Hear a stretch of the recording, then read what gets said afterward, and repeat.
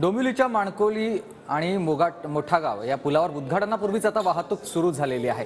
या पुलाचं काम पूर्ण झालेलं असून पुलाच्या एका लेनचा वापर वाहन चालकांनी सुरू केलाय। या पुलामुळे डोंबिवली आणि ठाण्यातलं अंतर आता कमी झालंय। अवघ्या 20 मिनिटांमध्ये प्रवासी हे ठाण्याला पोहोचणार आहेत।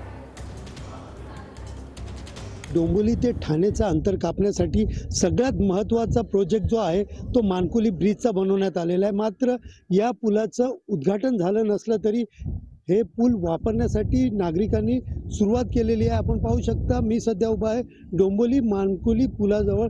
आपण पाहू शकता या ठिकाणी या ब्रिजचं पूर्ण काम झालं नसल्यामुळे याचं उद्घाटन झालं नाही। मात्र या पुलावरनं यांची एक लेन वाहन चालकांनी सुरू केलं असून मोठ्या प्रमाणात वाहनं जी आहेत या पुलावरनं जाताना आपल्याला दिसून येत आहेत।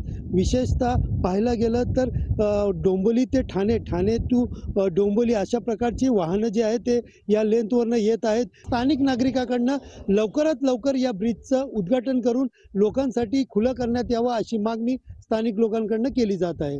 कॅमेरा पर्सन प्रथमेश सह सुनील जाधव, TV9 मराठी, डोंबिवली।